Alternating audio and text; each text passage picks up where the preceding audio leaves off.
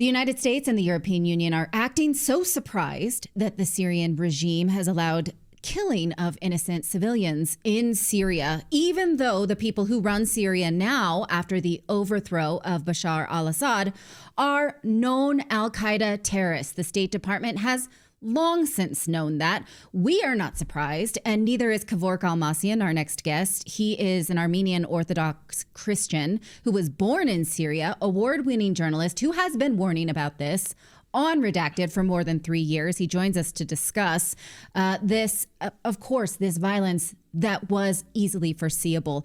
Kevork, thank you for joining us. And can you explain the scope of what's happening and whether or not it's nascent? Maybe it's nascent to the news, but not us. The number of the casualties in Syria is with thousands. And today, a European MEP, member of European Parliament, who was in Syria, he's from Greece, he estimates the death toll by 7,000 innocent civilians between Christians and Alawites in the coastal cities of Syria. Basically, what happened is Jolani, who is now self-elected or self-selected president of Syria, he sent his gangs, Al-Qaeda gangs, to Latakia in order to suppress the Alawite civilians there, under the claim that those are regime remnants. The videos that we receive and the footage we receive from Syria are overwhelmingly of civilians. Kids, children, even newborn babies and women and men, they have been executed in daylight in the streets, and all documented on video, because the goal is not only to kill, but is also pleasure. They're having pleasure by killing all these ordinary people.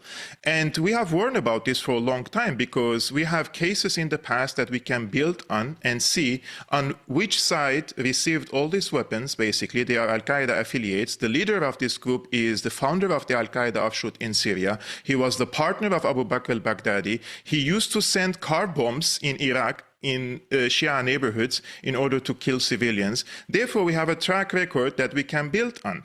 However, Jake Sullivan in 2012, he said Al-Qaeda is on our side in Syria in his email to Hillary Clinton. Later, we have Hillary Clinton herself admitting that civil war, sectarian civil war in Syria is not necessarily a bad thing, because then this could benefit Israel in the region. Yes, I have an image of that. We learned this from WikiLeaks. I'd like to bring that up while you're talking. Please continue.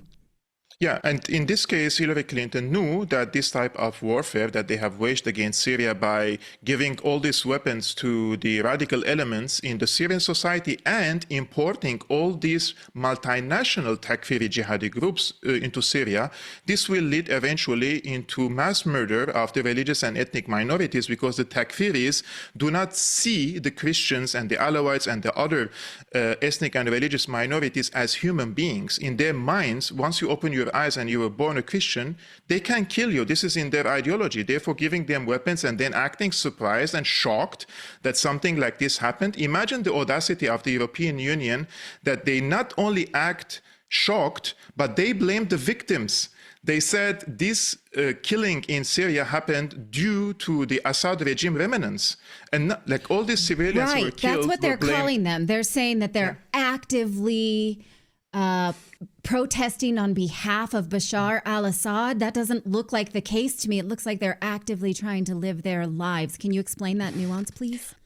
Natalie, when Saddam Hussein was overthrown, this was a terminology used by the United States in order to follow the resistance in Iraq and kill them by saying those are Saddamists or those are the Saddam regime remnants. And now they copy this experience in Syria, and this is being repeated also by Arabic press, that those are the supporters of Assad. But the truth of the matter is, if Assad returns tomorrow to Syria, I assure you, the so-called Assad loyalists and Assad regime remnants, they're the ones who are going to kill him, because he abandoned them and he fled to Moscow. So in their eyes of this resistance who is fighting against Jolani's gangs, Assad is a traitor. This is how they see it. But in the press, because they want to normalize the killing and bring legitimacy to the Jolani regime, they are trying to tell us that Assad in Moscow is waging an insurgency against the elements of these Jolani gangs. No,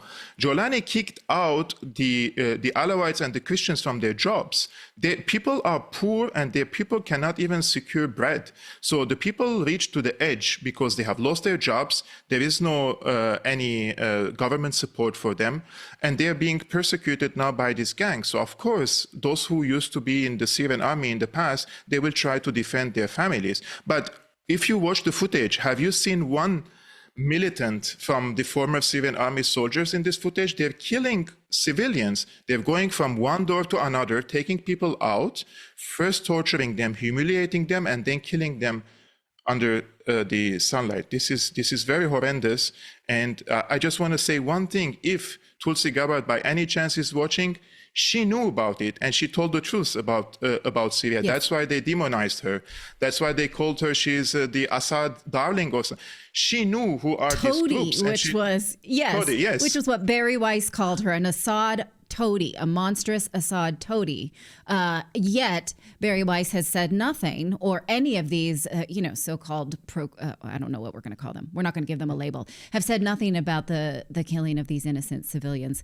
I want to ask you a little bit about how it must feel to see the State Department condemning this right now under Marco Rubio again, when people inside the Trump cabinet have predicted this. I'm not surprised that Marco Rubio condemned it, because we have to read between the lines of this statement. He mentioned 4 minorities and said the United States stands by them. He mentioned the Druze, he mentioned the Alawites, he mentioned the Christians, and he mentioned the Kurds.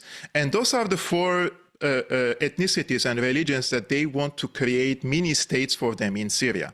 Therefore, the creation of a sectarian civil war in Syria, where Jolani has an exclusive right for all these weapons, and he has the most weapons, he will wage these atrocities against the minorities. They knew he will do it. That's why they wanted him to come to power. So when he persecutes the Christians, the Alawites, the Kurds, and the Druze, then Israel and the United States can present themselves as the savior of these minorities. Now, Israel says that they will protect the Druze. The US says that they will protect the Kurds, and the Christians and the Alawites in the coast, they will be under the protection of the Russians and probably also Greece. So what they're trying to do is they are preparing the way for the Balkanization of Syria, the separation of Syria as a nation state into mini states. And inside Syria, there is no military or political power which can resist this project. Therefore, it is highly likely that the US, Israel, and other powers, including Russia, by the way, may be cooperating in order to divide Syria into different mini states. Some people have probably goodwill to save the minorities, but for me as a Syrian, I'm an ethnic Armenian, but I was born and raised in Syria. I believe in the Syrian nationhood. I believe in the Syrian identity. And now it's all destroyed. So we don't have a nationhood any longer. Well, the president of Syria saying he will launch an investigation into this matter. What do we make of... Okay, you're laughing. So that's the answer. What do you make of this? It's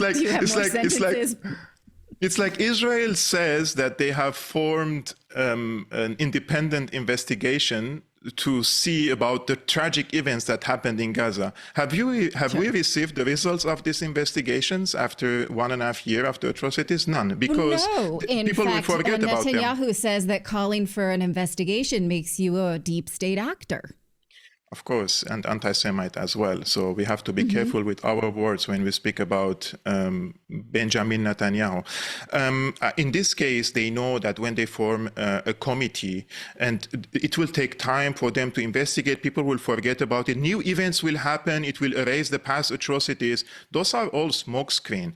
Imagine the head of Al-Qaeda appointed members in this committee, one of which he has a public statement on Facebook.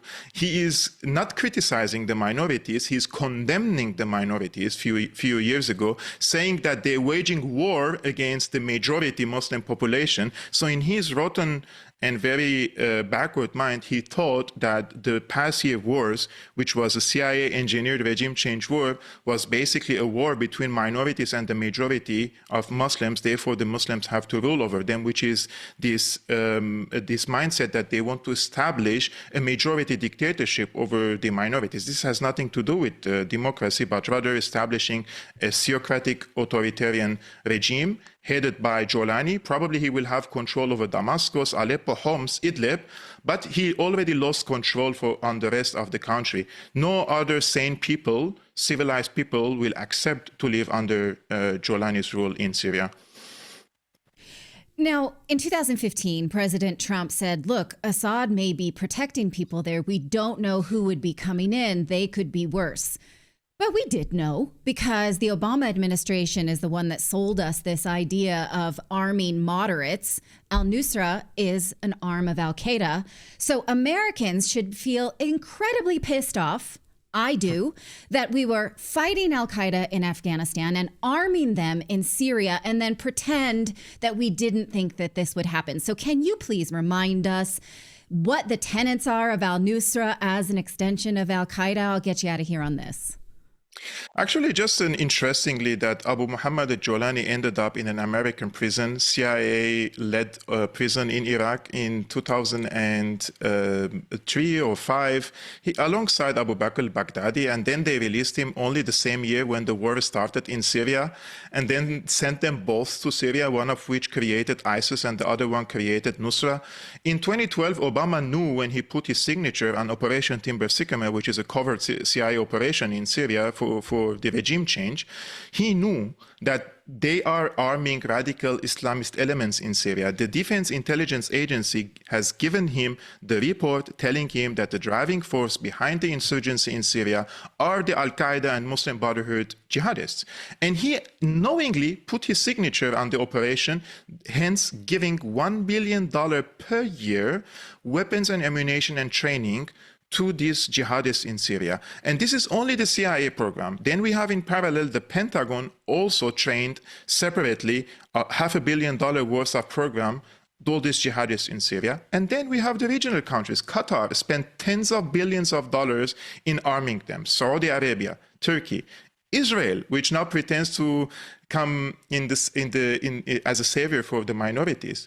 When the former head of Mossad was asked on Al Jazeera, why did you guys receive the Al-Qaeda elements in your hospitals and given them the treatment? He said it's a tactical move from Israel that they're dealing with these Al-Qaeda elements. And then the Israeli press themselves confessed that Israel given them light weapons, they have given them cash. USAID, how much money USAID has given to these people? Billions of dollars in 10% of the Syrian territory.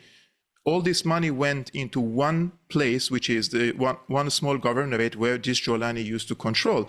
Millions of them went to these jihadists through corrupted NGOs claiming to be humanitarian, receiving the money and then paying the salaries of the officers and the commanders of these Al-Qaeda groups.